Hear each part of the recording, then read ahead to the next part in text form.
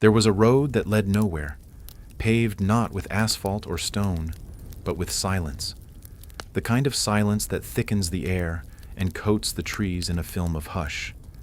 This road did not curve, did not dip, nor rise. It simply continued forward in a straight line, too perfect to be natural, too forgotten to be maintained. No signposts lined its edges, and no travelers marked its presence. Only dust, only the quiet shuffle of time, brushing gently against the bark of trees too still to be alive. Along this road, beyond what should have been the end, was a village. It had no name, none that anyone had ever spoken. It was never found on maps, though a few had drawn it in margins. Rough sketches beside coffee stains and cryptic notations that blurred in the rain. This village was built of homes, dozens of them, tightly packed, all identical in size, but never in feel. The walls were made of pale timber that seemed to flake at the edges, as if unsure whether to remain solid or fade into smoke. Their roofs were steep, their corners sharp. But what made the village unforgettable was not the shape of its houses, nor their eerie quiet, but the one rule that bound them all. Not a single door existed. There were only windows. Some were square, some arched, some shaped like keyholes or drops of rain. They adorned every wall, every room, every corner, windows where doors should have been, windows where none were needed, windows too high to reach or too low to peer through comfortably. Curtains never moved, glass never reflected. And yet, behind each window lay a view that never belonged to the world around it. One showed the ocean. Not just any ocean, but a coast unfamiliar, its waves rolling backward into the horizon, where stars hung low enough to touch. Another window opened into a library without end, where books turned their own pages and lamps glowed from no flame. Some offered forests where the leaves whispered names of strangers who had never lived. Others revealed cities where rain fell upward, vanishing into a sky that pulsed gently like the breath of a sleeping god. No two windows showed the same place. No window showed the village itself. And no matter how long one stared, the world seen from within never changed, yet was never the same twice. The villagers, if they could be called that, rarely moved. They sat inside, always behind the windows, never looking at each other, never stepping out. No footsteps graced the gravel paths, though they remained clean. No smoke curled from chimneys, though the air always smelled faintly of burnt wood and forgotten warmth. It was as if the village did not wish to be known, only observed. The windows did not allow entry. They were not made to open. Their frames, though wooden in appearance, held no hinges, no latches, no seams. The glass was cold to the touch, even on days when the air outside shimmered with heat. And still, there was no way to feel certain it was glass at all. It yielded slightly, as if it remembered softness, and looking through it too long made one's eyes ache in a way unrelated to light or time. Some villagers, if the term applied, spent hours pressed close to their own windows, staring into the worlds offered only to them. Others sat at a distance, not watching, but waiting. For what? No one could say. There were no clocks in the village, no bells, no calls to mark morning or evening. Time passed as fog does over water, thick in places, vanishing in others.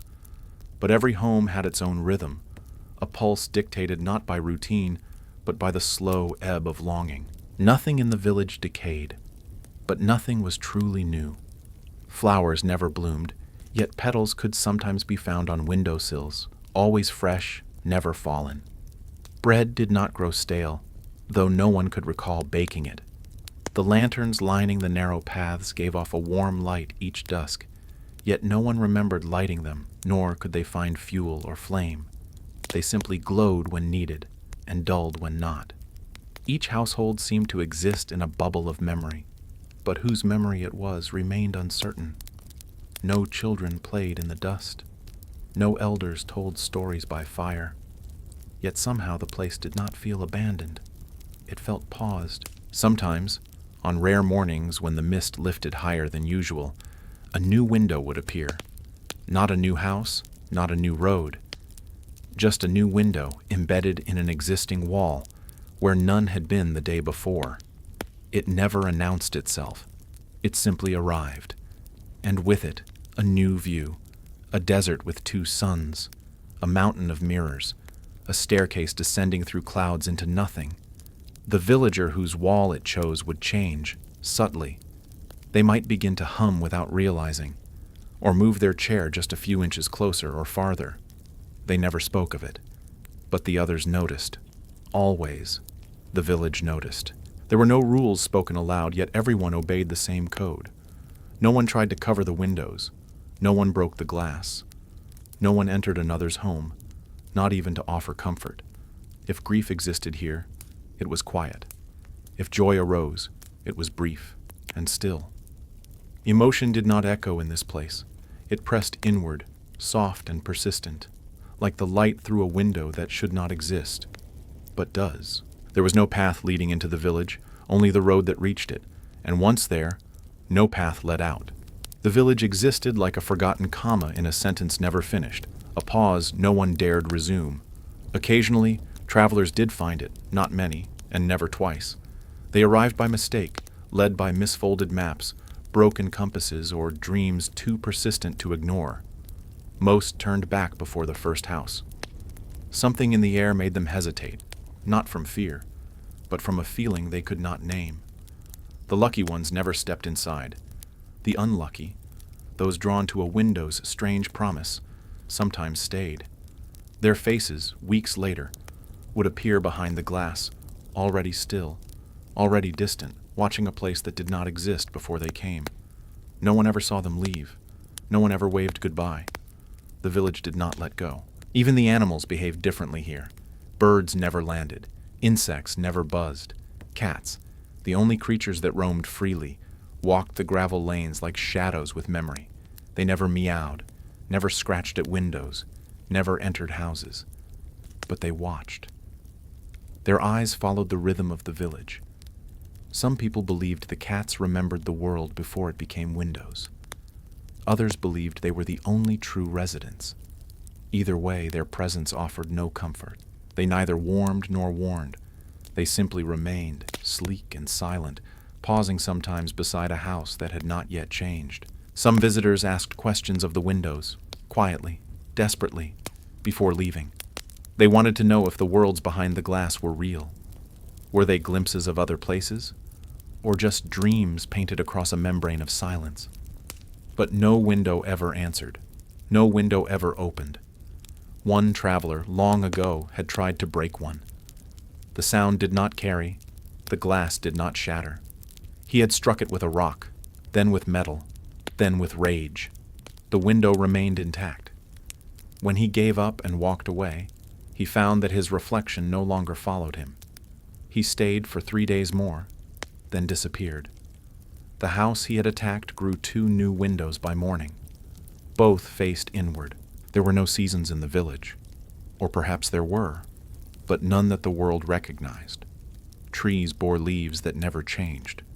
The sky turned, but only between shades of soft gray and pale gold, like old photographs left too long in the sun.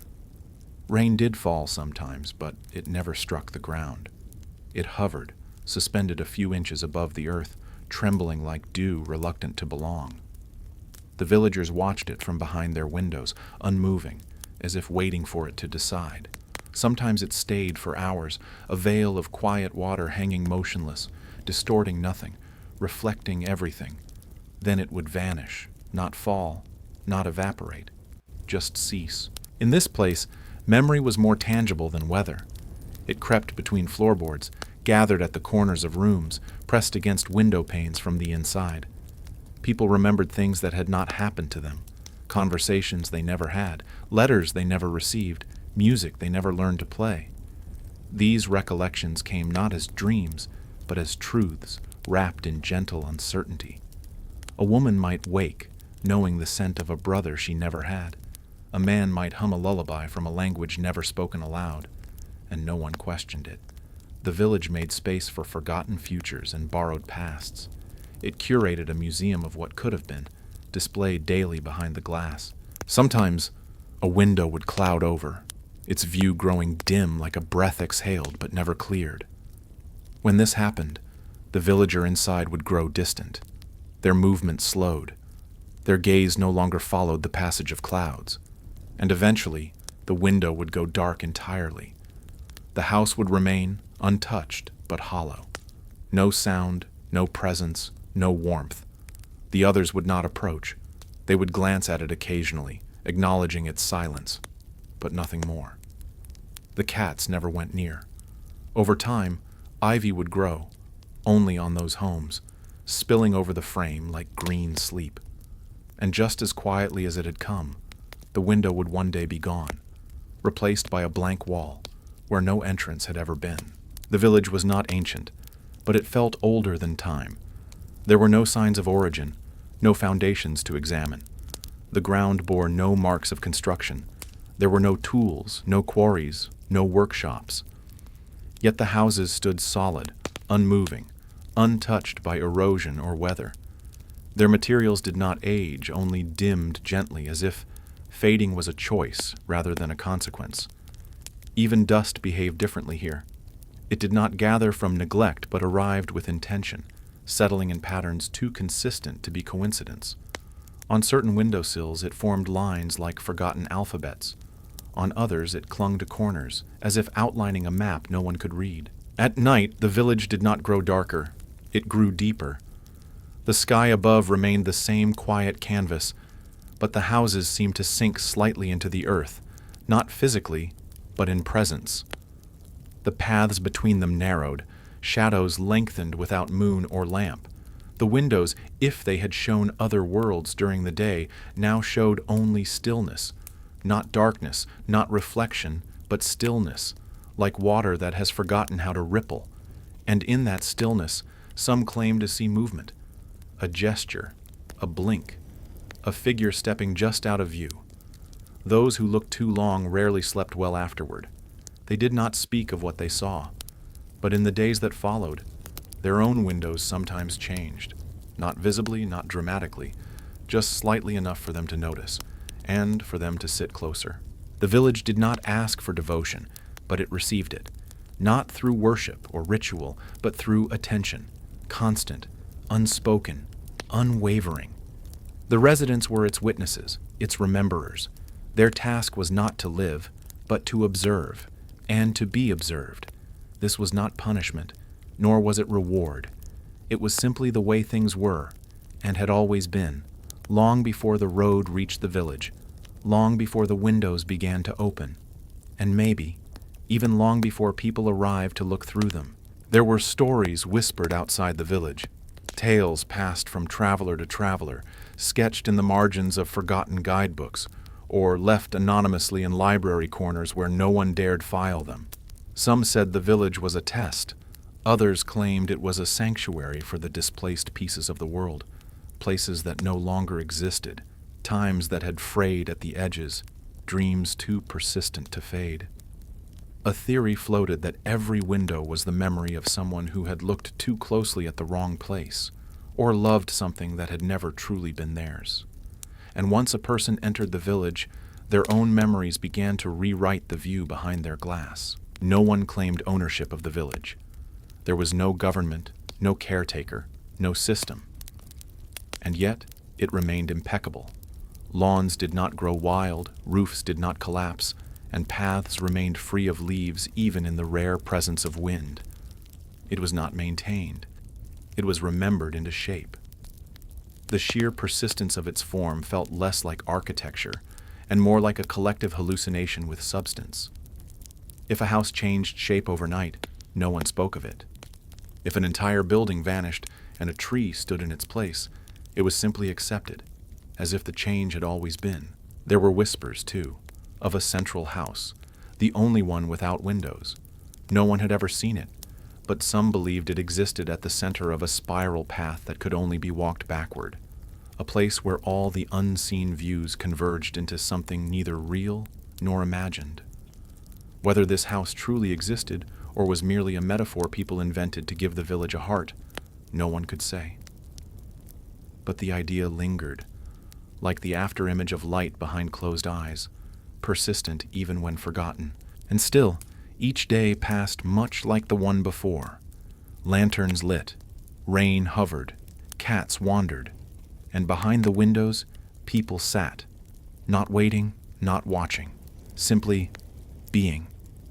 Whatever the village offered, it did so without demand, and whatever it remembered, it did so without error. Time drifted like a soft current, and nothing, absolutely nothing, ever knocked. The village did not age, but it remembered aging. Some of the windows began to gather a light haze, not of dust or weather, but of time misunderstood. It was not decay, nothing decayed here, but a kind of soft forgetting, like the edge of a photograph that begins to blur, not because it was mishandled, but because its moment in memory had quietly stepped backward. These windows, though still present, grew quieter. Their views slowed. The waves behind one glass stopped rolling backward and began to ripple in place. The endless library in another window paused its self-turning pages. The desert with two suns faded into a silver horizon where no footprints could stay. The world did not end behind these windows. It simply paused its performance, as though aware that the eyes which once watched had begun to drift. Within each house there were small signs of change. A teacup left untouched for too long began to reflect something that was not the ceiling. A shadow grew slightly longer than its source. The scent of an unseen fireplace shifted from warmth to a memory of warmth. Yet nothing in the village cried out for attention. Even change here was modest, content to be noticed only by those who already understood it was happening. The villagers responded in kind. A man who once sat straight in his chair now leaned slightly forward, eyes dimmer but still fixed on the shifting glass. A woman moved her hands over her lap in circles, not from anxiety, but because they remembered a child who had once rested there perhaps, or perhaps not. In this village, the line between personal and collective memory blurred like fog across panes of glass. One house, perched at the end of a narrow path that curved just slightly more than it should have, began to develop more windows than walls. They grew one by one, not overnight but gradually, like thoughts returning out of sequence. The windows did not compete for space. They layered over each other, forming a kind of mosaic that shimmered when viewed indirectly. No villager spoke of this house, though every one of them had at some point turned their head toward it for a moment too long. Inside, the occupant remained seated, as always, unchanged. But something in their stillness had shifted, no longer passive, but saturated, as if their presence alone had become a window to something the village itself had not foreseen. Outside, the cats continued their rounds, stepping lightly across gravel that never shifted, their movements as quiet as sleep. One of them paused beside the mosaic house, tail still, ears alert. It did not move for a long while. When it finally turned away, it did so not with the instinct of an animal, but with the certainty of something that had seen what it was not meant to remember. There was a house with only one window. It sat at the farthest edge of the village, where the road should have ended, but instead seemed to vanish without curve or closure. Unlike the others, this house bore no signs of expansion, no additional frames appearing like thoughts made visible. Its single window was round, perfectly so, and set too high for the occupant to look through comfortably. Yet inside, a man sat each day on a low stool, neck tilted back, gaze fixed on the unreachable glass. The view it offered was peculiar, not another world, nor an impossible place. It was sky, but not the sky above the village. It was a sky that turned differently. Its clouds curled clockwise, its light faded from blue to violet, its stars remained visible even by day. The man never spoke, he never wrote. But sometimes, late in the quietest hours, he moved his hands through the air in slow, deliberate shapes, as if tracing patterns no one else could see. The villagers did not visit him. They passed by occasionally, glancing not at him but at the wall that held the window, as though the round glass might open or blink or shift. It never did. The house was unchanged for as long as anyone could recall, yet something about it felt newer than the rest of the village, as though it had arrived late to a story that had already forgotten how it began. The cats avoided it. Rain never hovered above it. Even dust refused to settle on its sill, and the man inside never aged. He did not remain young, but rather unchanged, like a statue that did not care for time, only light. What he saw in the sky no one could confirm. But it was said that once, years ago, a traveler who found the village without meaning to had passed by that house. She stopped to look at the round window, only once, only briefly. Then she turned and walked until the road became forest, and the forest became sea. When she returned to her world, she spoke in riddles and painted circles on every wall she lived in. They say her last canvas was sealed with mirrors, not paint, and none who viewed it remained quite the same. In the center of the village, if one could call anything central in a place without direction, there stood a fountain. It did not flow. Water hung within it like glass poured upward, frozen mid-splash, held in place by something stronger than gravity and gentler than time. Birds never landed on it, leaves never gathered within. Yet the villagers sometimes approached it in the soft hours before dusk, each pausing briefly, not to touch, but to gaze. The fountain had no sound, no scent, no motion. But within its frozen heart shimmered something just beyond clarity. A glint, a shape, a flicker of not quite light that pulsed slowly when no one looked directly at it. Those who stared too long came away different. They walked slower for a time. They blinked more often, as if their eyes struggled to adjust to a world that no longer aligned with their memory. One woman, after gazing too long, began to arrange her chairs in concentric circles. Another covered all her windows with lace patterns of interconnected spirals, though she had never learned to sew. No one stopped them. No one asked questions. The village allowed these changes to settle, like dust choosing where to rest. Eventually, their behaviors faded, but something lingered. They became quieter, even by the village's standards, as if some inner echo had grown louder than the world outside. The fountain never changed. It did not respond. But once, when the mist rose especially thick and high, a second shape appeared within the water, another arc frozen in mid-rise, curving opposite the first. It lasted only a day. The next morning, it was gone. And those who had seen it did not speak of it aloud, but each began to sit closer to their windows that week, chairs angled not toward the view beyond the glass, but toward their own reflections caught in the surface. There was a time when one of the houses emptied, not darkened, not sealed, but emptied. Every object, every shadow, even the sound of presence, gone. The window remained, still set into the wall, still showing its impossible landscape, a bridge suspended in clouds with no support, no origin, no destination. Yet no one sat before it anymore. The chair was missing. The floor beneath was smooth, undisturbed. It was as though the person had never existed. The villagers noticed. They always did. But they did not react. Instead, for the next few weeks, others took turns pausing at the house's corner, just long enough to glance toward the window, to confirm that the bridge remained. It always did. But the absence in the room echoed more than footsteps might have. Then, slowly, something strange occurred. The window began to lighten, not brighten but become pale, its details thinning like memory washed too often. The bridge blurred, the clouds faded. One day, the view became nothing but soft white, not blankness, not erasure, but a waiting kind of silence, a silence with shape. The house remained quiet, unentered. No one claimed it. No one touched it. And yet, on certain evenings, a soft glow emanated from within, light without source, warmth without heat. After a month, the window returned to its former clarity. The bridge was back, but the house never regained its occupant. It stood, eternally prepared but perpetually unused, like a page marked but never turned. The cats no longer passed by. Even the dust avoided the doorstep. And when wind occasionally stirred the trees, their branches bent away from its roof, as if in quiet deference to a decision that had already been made. One that opened to a hallway with red walls, where shadows moved without owners, pacing in rhythm with footsteps no one could hear. Another, revealed a field of tall grass that bent in patterns too precise to be wind, rows and swirls that spelled out something unreadable unless viewed from above.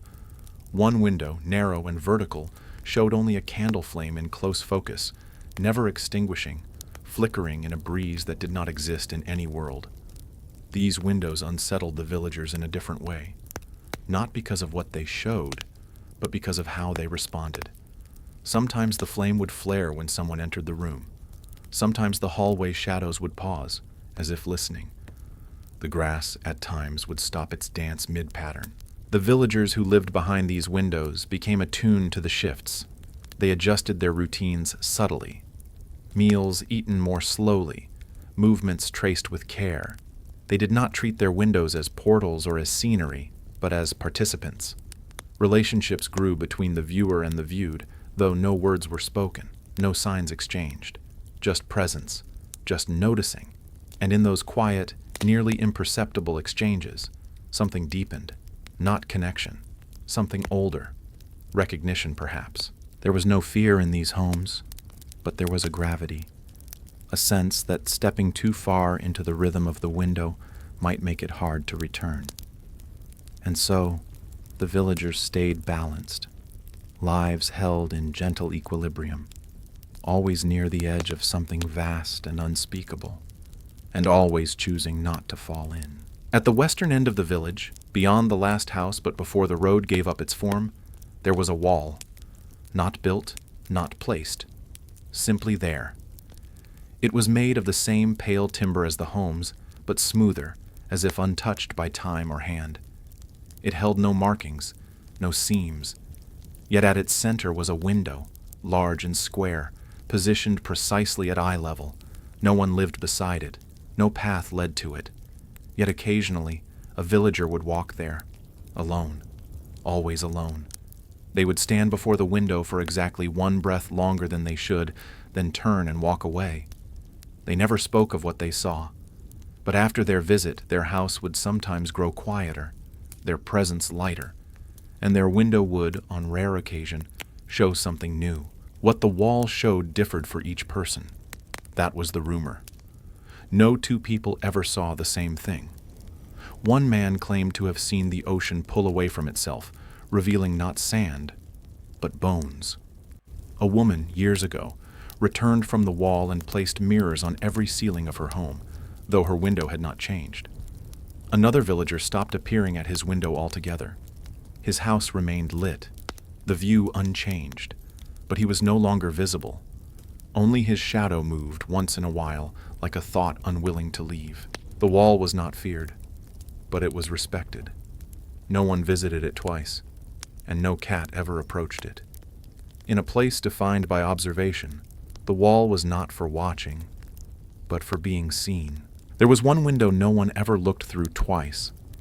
It resided in a modest house near the midpoint of the village, indistinguishable from its neighbors in shape and color. The window itself was unremarkable, square, mid-wall, framed in soft gray wood, and without any decorative trim. But those who passed it, even without intending to glance, always slowed. Some paused, fewer returned. It was not fear that turned them away, nor revulsion. It was something quieter, like the sensation of standing too close to the edge of a dream, not meant for you. The villager who lived behind that window was seldom seen. She sat far back in the room, barely outlined by the glow from the glass. She did not move often, and when she did, it was always with the unhurried grace of someone unburdened by time. Her home was silent, yet never still. Its air carried a pulse, slow and deep, that one could not hear but always sensed. The view through her window changed hourly, not like the others. Those shifted over years or with certain states of mind. This one transformed with clockwork precision, though no clock existed in the house. At dawn, it showed a shoreline of blue sand and floating lanterns that never touched water. By midday, it revealed a city of copper spires under a lavender sky, where all the buildings leaned slightly inward, listening. In the evening, it opened onto a quiet field of white birds, unmoving, eyes closed, facing away from the viewer. And at night, it showed a room, Perhaps another house. Perhaps this one. Identical in shape and furnishings, but always empty, always dark, always waiting. No villager ever asked her what the window meant. No one dared, but they wondered, and in a place built of silent observation, wondering was enough to shift the air. Some believed her window was not a window at all, but a mirror from the other side. Others whispered that it was a kind of clock, not marking hours, but lives, each view corresponding to someone who once looked through the wrong glass. Whatever the truth, the villagers respected its rhythm. Children who passed the house on quiet walks would cover their eyes, unprompted. Even the cats gave the structure extra space, circling wide as they walked their usual paths. It was said that if you stood before the window exactly at midnight and looked not into it, but at your own reflection in the glass, you would see someone else. Someone who looked like you but had never made the choices you did. Someone who had stayed where you left, or left where you stayed. But of course, no one ever admitted to trying. There was a window that had no frame. It was simply a hole in the wall where the glass should have been, and yet the air did not enter, nor did the wind pass through. The opening led to a view that appeared impossibly close. A vast room filled with clocks, all of them ticking in silence. The sound could not be heard, but it could be felt. The vibrations settled beneath the skin, not like noise, but like memory returning before it was welcome. No two clocks struck the same time.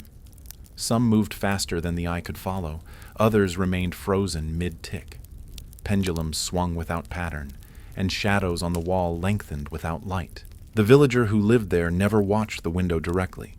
Instead, he sat turned away, his chair angled toward the corner of the room, hands resting on his knees. But his eyes flickered with each unseen shift, each change in rhythm. His sleep was thin. He did not dream. Yet his house was the only one where mirrors remained uncovered. Small ones, oval-shaped, tucked into shelves or hung behind doors.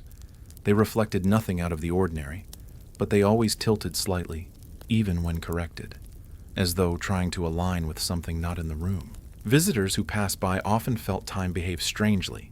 They reported reaching the house too soon or not soon enough. Watches paused. Footsteps seemed to echo ahead of the pace they were walking. A child once claimed that when she blinked beside the window, she saw her own back retreating down the lane. Her parents moved away from that end of the village not long after, though no reason was ever spoken. The window never changed. It remained open, empty, precise. The air within never moved, but the house around it always smelled faintly of ozone and rain that had not yet fallen. Not every window revealed strangeness. Some appeared ordinary, too ordinary. A quiet meadow with birds in flight, a bedroom lit by candlelight, a kitchen where a kettle always steamed. But what made them unsettling was not what they showed. It was the fact that they never changed. Not a blade of grass moved. The candle never melted. The kettle never boiled over. These windows were traps, not in function, but in feeling. They beckoned with the comfort of familiarity, of stillness. But that stillness, when studied, grew heavier than any silence. The villagers assigned no meaning to these views. They did not avoid them, but neither did they linger. Something about the repetition felt accusatory, like a question asked too often without an answer ever given. One woman, drawn to the candlelit bedroom, began to mimic it. She placed a candle of the same shape in her home, lit it each evening at the same hour, and sat beside it in the same posture as the figure she could almost make out behind the curtain in the view. For months, nothing changed. Then one evening, the candle in the window flickered. Just once. A subtle shift. But from that night forward, her own flame never behaved the same. It burned cooler. It gave off no scent, and its wax pooled into unreadable patterns, spirals, and notches that resembled no known language. Eventually, she stopped lighting it, but she did not move it. And each night, she still sat beside it, her hands folded, her gaze not at the window anymore, but at her own wall, as if she too was waiting to be watched. There was an attic. No one entered. The house it belonged to had been there for as long as anyone could remember, though no one could recall seeing anyone ever arrive or depart. The attic window was triangular, small, perched high beneath the roof's eaves, and always lit from within by a glow that shifted from gold to blue to a pale, colorless white. No shadows moved behind it, no curtains hung. And yet, the light was never the same twice. At night, the glow reached down the shingles like fingers, long and slow, without urgency. During the day, it receded, but never vanished entirely. The attic had no door. The staircase that might have once led to it was sealed, as if the house had grown over the idea of access. Children dared each other to throw stones at the window. None ever reached. The air grew dense the closer they came, thickening with every step until their limbs ached, their breath caught, and the thought no longer seemed playful. Adults ignored the window altogether, though each had at some point looked up at it during a moment of hesitation. Not curiosity, not fear, something more distant, like déjà vu that had not yet occurred. The light from the attic window never shone into other windows. It did not reflect. It did not cast beams. But on rare occasions, when the mist was thinner than usual, one could glimpse outlines forming in the glow, shapes that didn't belong to anything human or known. Not monstrous, not divine, just unfamiliar. When this happened, the cats gathered silently at the base of the house, staring up for hours, tails still, eyes unblinking. In the days that followed, a thin ring of soot would appear on the gravel around the house, then fade before nightfall. No one asked about the attic. No one tried to open what could not be opened. But everyone, in some quiet part of themselves, accepted that the attic was not above the house. It was beneath something else, something that had leaned low enough, just once, to let its light in. There was one house where the window had been covered, not by curtain, nor wood, nor cloth, but by paint. A thick coat of deep gray covered the glass, applied evenly with no drips or edges. The paint was dry, firm, and somehow permanent, as though it had always been part of the window and only now declared itself. The villager who lived there was still present. Each day he sat in the same chair, now facing an empty wall. He had once been a watchful figure, curious, attentive, always seated close to the pane. But after the window had changed, he became still, not lifeless, just quiet in a new way. The village did not question the alteration. They accepted it, as they accepted all things. But some could not help but pass by more often, glancing not at the window itself, but at the house's eaves, its foundation, its rhythm.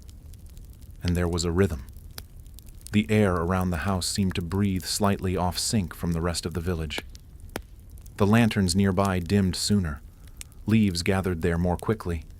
The cats never sat on the steps. Then, months later, a second coat appeared. This time, not over a window, but on the interior walls. A soft red wash, applied by the villager's own hands, one stripe each day, methodical and wordless. No one saw him begin. No one saw him stop. But the hue grew deeper with time. The room changed temperature, not in degrees, but in sensation. It no longer welcomed. It withheld. The man continued sitting, facing the red. Whether he still remembered the view that once filled the window was unknown. But one morning, a child walking past reported something odd. The painted glass had cracked, just slightly, though no impact had occurred. And beneath the crack, not light, but something darker seeped through.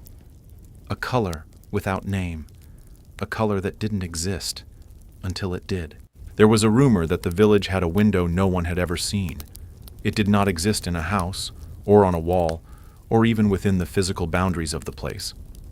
It was said to appear only in reflection, caught once in a pool of water, or whispered of by someone who had seen a shadow where no object had cast one. The window had no frame, no glass, no view. Only the sensation of having glimpsed something that could not have been present. Some described it as a silence within a silence. Others said it felt like remembering someone who had never existed. One traveler claimed to have found it in a dream. She said she was walking through the village, but None of the houses were familiar. The sky was the wrong color. The paths were straight where they should have curved. And there, beside a house she did not recognize, stood a single pane of glass suspended in the air, freestanding. Behind it was her own home, not the village.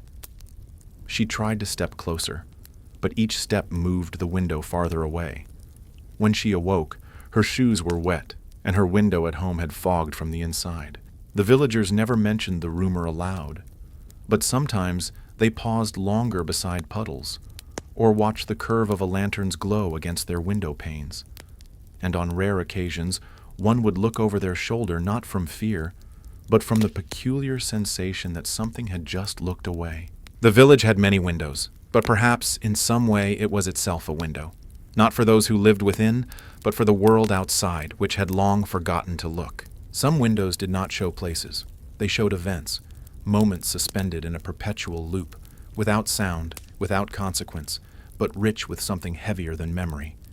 One such window revealed a woman tying a ribbon into her hair. Her fingers moved with care, repetition, grace, but no matter how long one watched, she never finished the knot.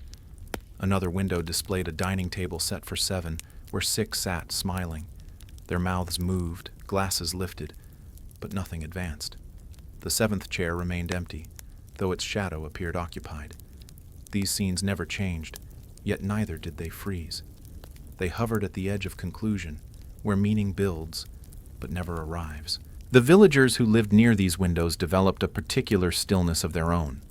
They did not speak, of course, but they also moved differently.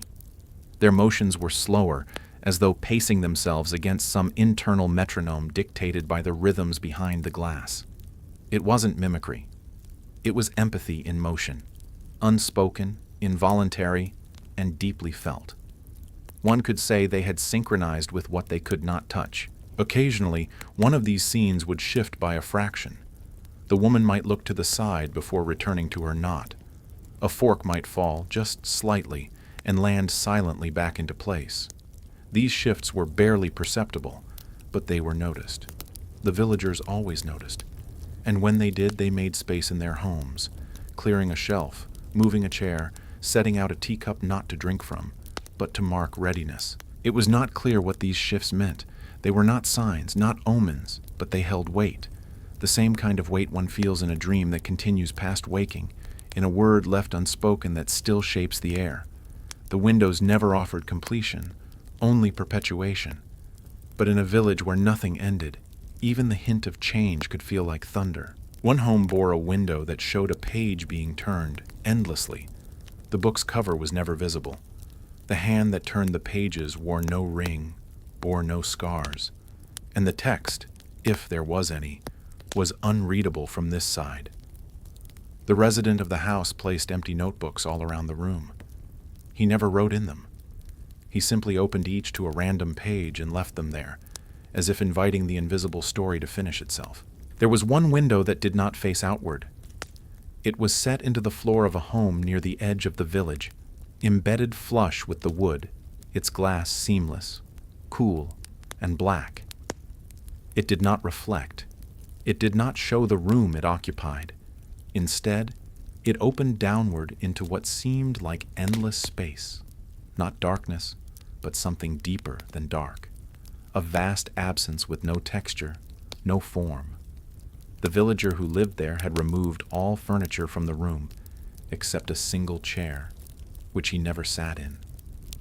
Instead, he stood above the glass, motionless, watching what could not be measured. Sometimes, faint glimmers could be seen moving below, like stars beneath an ocean floor, or eyes blinking too far away to be real. The window never changed, but those who visited the house briefly, repairing a lantern, delivering a package that had never been ordered, always came away altered. They walked with a certain hesitation, not as if afraid, but as if listening to something just below the edge of hearing. They slept poorly afterward. Some stopped returning to the village entirely, taking the long path through the woods, even if it meant traveling days out of the way. One man, after stepping briefly across the floor, returned to his own home and covered every mirror with black cloth. When asked why, not directly, but through silence and shared glance. He only pointed to the soles of his feet, and then looked away. The villager with the downward window continued to stand, day after day, never blinking, never wavering. It was said that once, late at night, the glow of the window flickered, not upward, but inward, as if something from below had noticed him. After that, the cats began circling the house at exact intervals, paws touching the walls in perfect silence. They did not meow. They did not scratch. They simply moved with a precision that suggested they were tracing something. Something mapped, but not drawn. One morning, the mist that cloaked the village each dawn failed to arrive. The air was clear, the sky pale, the lines between the houses sharp in a way they had never been before. The windows, so often dimmed by fog, now reflected light from a sun that seemed unsure of its role. It did not rise, but hovered, low, colorless, casting no warmth. For the first time in memory, the village looked like a place with edges. The gravel paths stretched visibly from one end to the other. The rooftops held firm against the sky. And in that stillness, something shifted. The windows, all of them, went blank. Not dark, just blank. The views were gone, replaced by a surface like milk glass, smooth and soft, gently pulsing. The villager stepped back, not in alarm, but in acknowledgement. It was as though the village had blinked. Nothing else moved. The fountain held its still water. The lanterns remained unlit. Even the cats vanished from view. For nearly an hour, the entire village stood in a state of suspended breath. No doors opened. There were none. But inside each home, people stood facing their windows, waiting. Then, just as gently as it had come, the fog returned. It poured in like velvet over the rooftops, softening every angle, blurring every edge. The windows reawakened one by one, not with the same views, but new ones. A shore replaced by a staircase. A forest turned to a hallway of doors. The repetition was gone. The stillness cracked. No one recorded what they saw. No one spoke. But that night, many of the villagers placed their chairs farther from the glass. Some turned them sideways. Others did not return to them at all. The cats came back just before midnight. They moved more slowly than usual, as though time itself had thickened. And when the lanterns lit themselves again, their glow was softer, as if made from memory, not flame. There was a house where no one lived, and never had. It stood pristine, unweathered, its walls unmarked by time or touch. But the window in that house glowed softly each evening, even though there was no source of light within. The room was empty, always had been. But those who passed by swore they could sense something moving behind the glass. Not a figure, not a shadow, just motion. The kind of subtle shift one notices only when everything else is still. It was said the house had been waiting for someone. Not someone to move in, someone to return. This belief was never spoken, but it showed itself in small gestures. A villager once left a stone on the doorstep. Another placed a cup of water just beneath the window. The next morning the stone was gone, and the water had turned opaque. No residue, no trace, just the fact of change, unaccompanied by cause. The villagers continued their offerings, buttons, folded notes, a dried flower. Each time the window acknowledged them, a flicker, a dimming. Once, a thin fog coiled briefly inside the room, visible just long enough to raise the hair on the neck, then gone. The cats refused to step on the porch. They circled the house from a distance, tails low, ears uncertain. But the birds, those rare ones that sometimes floated just above the mist, began to land on the roof. Only that house, only in the mornings. They stayed for a minute, maybe two, then left without sound. Feathers never dropped. Shadows never followed. It was as if the house did not need a resident to remember it. It held its own memory. Or perhaps it was remembering someone who had not yet arrived. A presence not born of habit or history, but promise. The kind of promise that lives in stories with missing endings, and waits patiently for the right reader to finish the tale. There was a villager who never looked at her window. Not once. She lived in a small house with a round window near the ceiling, too high for natural sight, too low to be purely ornamental. It emitted a soft hum, like the sound of bees at great distance. Every evening the glow from within cast patterns on her floor, circles within circles, interlocking and turning so slowly that their motion was almost invisible. She did not acknowledge them. Her furniture was arranged carefully to avoid the light's path. Her days were spent tending to objects that never changed: a set of porcelain cups, a stack of blank postcards, a shelf of unread books. Visitors who entered the house noticed the silence most of all. Not the absence of sound, but the absence of echo. Their own voices, when they spoke, fell flat, even in a whisper. No matter how quiet they tried to be, the space absorbed it, made it vanish. They left quickly, unsure why their thoughts felt too loud after departing. The woman herself moved with deliberate grace. She did not avoid the window, but she did not acknowledge it. And yet, the shapes on the floor always stopped when she entered, resumed only when she left. One evening, a cat slipped in before she closed the door. It walked across the room, straight into the circle of light, and sat. It remained there, unmoving, for the length of a full hour. When it rose, its eyes had changed, not in color but in depth. It blinked slowly, then walked out, and was never seen again. The woman, unfazed, simply adjusted a chair slightly farther from the window's path, and the hum that evening grew softer, almost kind. It was said that the window did not reveal anything outward, that it looked in, always in, not into the room, but into the one who stood beneath it. And perhaps that was why the woman never looked up. She already knew what it would see. The village had no origin story, no founding tale, no legend passed down from generation to generation. But there was a mural painted on the side of the oldest house, though no one could say who had painted it. It depicted a single vast eye, not human, not divine, suspended above a horizon filled with windows. The windows were not set into walls, but floated, some ajar, some sealed. Below them stood figures, small, indistinct, faceless, reaching upward not in praise but in inquiry, their hands open, their heads tilted, their forms incomplete, as though still being imagined. The mural changed over time, not in broad strokes, but in details. A new figure would appear at the edge. A window once ajar might become sealed. The eye itself grew more or less open depending on the time of year. No one repainted it, no one touched it, but everyone accepted its shifts.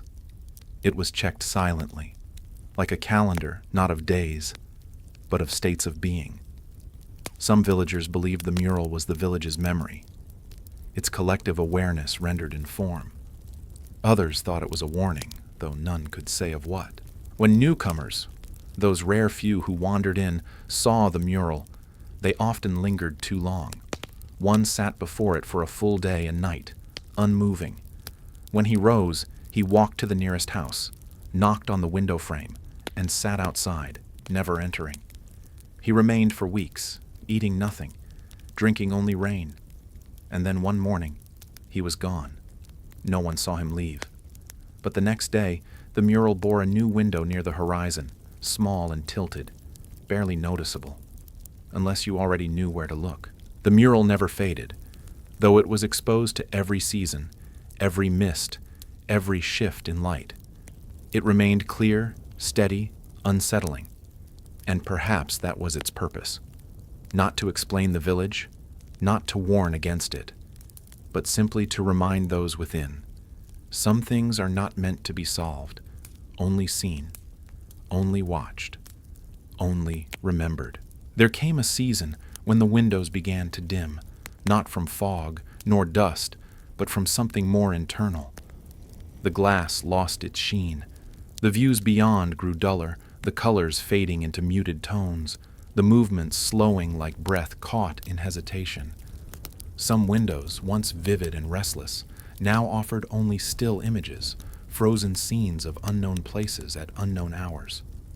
The villagers did not panic. Panic was a stranger here, but they adjusted. Chairs were moved back. Candles were lit earlier, even if no one looked at the flames. The rhythm of the village, once a low hum of silent attention, became even quieter, like a held breath that no one dared release. No one knew if the fading was permanent.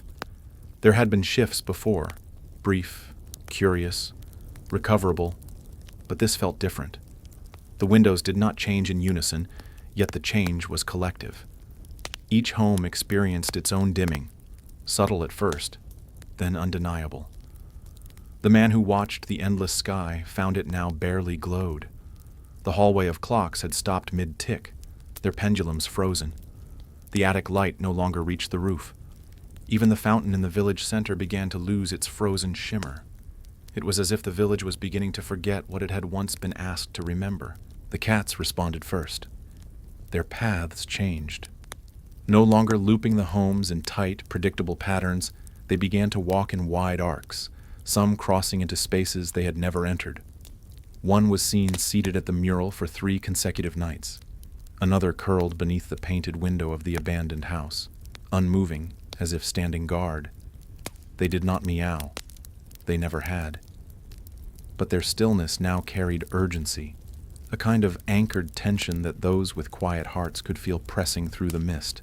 The villagers did not speak, but their actions revealed understanding. Small altars began to appear, stones arranged in deliberate shapes, feathers placed on windowsills, water bowls refilled though no one drank. These gestures were not ritualistic. They were instinctive, like the way one hums a forgotten tune when something long lost stirs within. One window, previously blank, began to flicker faintly, a forest seen in black and white, trees swaying not with wind, but with memory. It lasted only minutes, then returned to gray, but it was enough. There was no consensus on what the dimming meant, whether it was a signal, a closing, or simply a pause too long held. Yet even without words, a shared sense emerged among those who watched. The village was not ending. It was receding, not vanishing, but pulling back like tide from shore. The windows had never been meant to last forever. They were moments, stretched long and quiet, waiting for someone to notice. And perhaps now, someone had.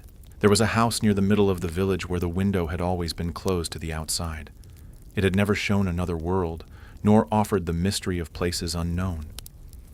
Instead, it had served as a mirror, flawless, undisturbed, reflecting only the interior of the room and the one who sat before it. For years, the reflection had followed faithfully, every blink, every turn, every slight shift of breath.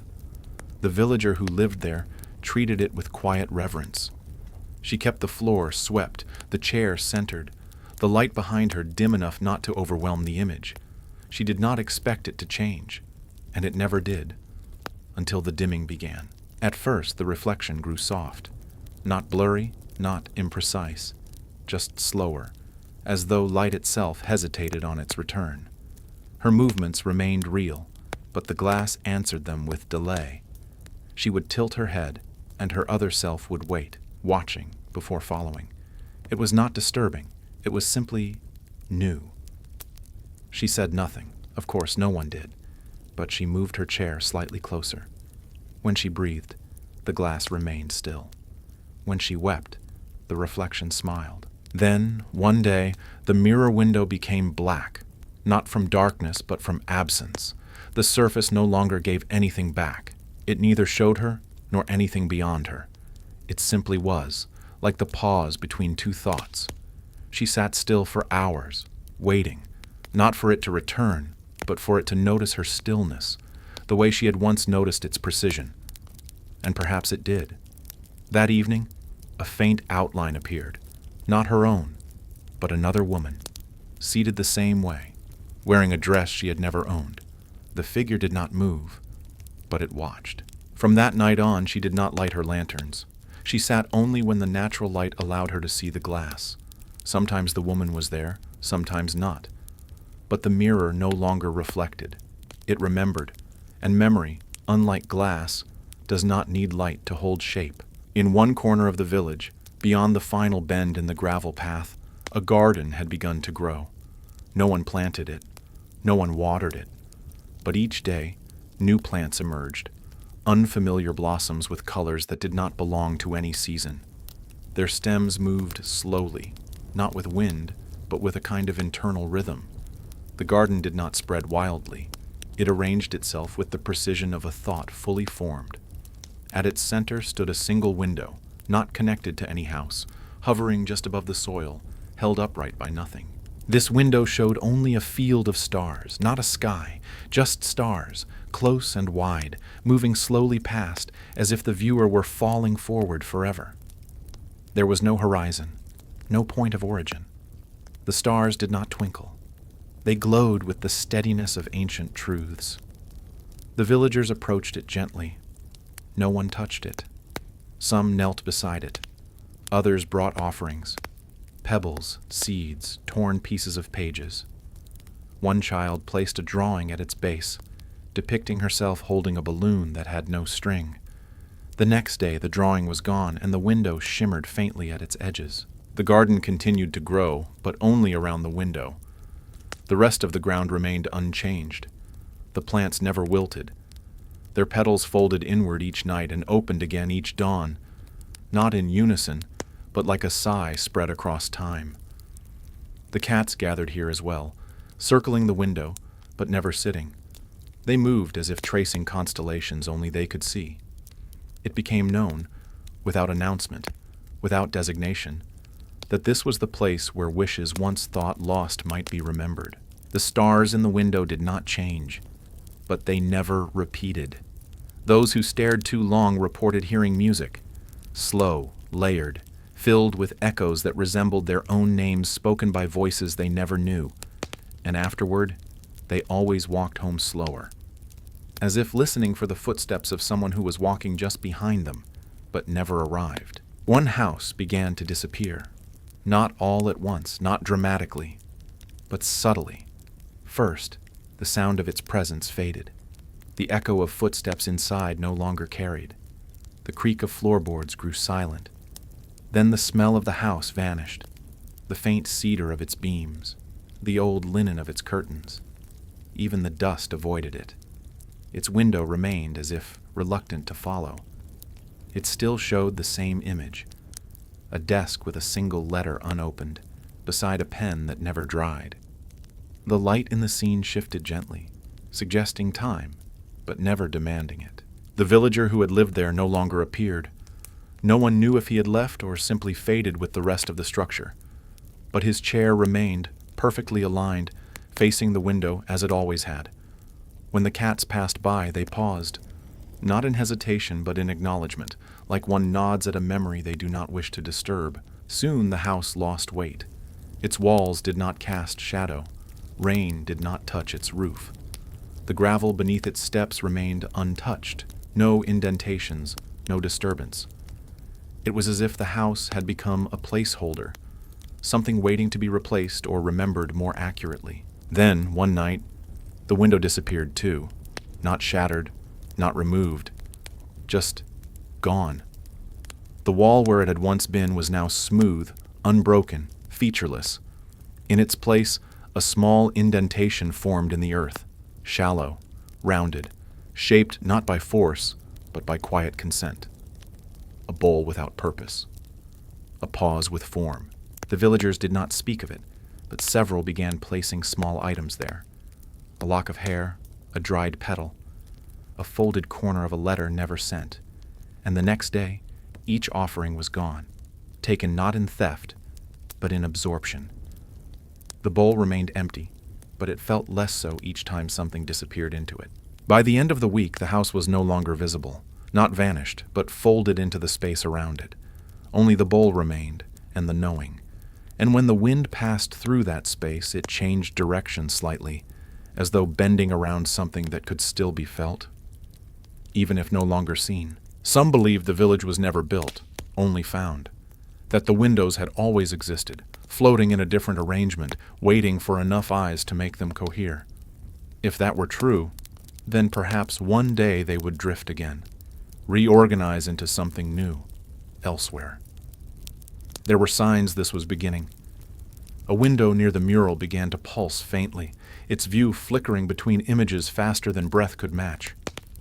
Another began to reflect not light, but sound. Footsteps echoed across its surface, even when no one passed. The fountain's water grew darker, not from shadow, but from memory becoming too full to stay still. The villagers remained calm. Their purpose had never been to interfere, only to observe, to hold witness.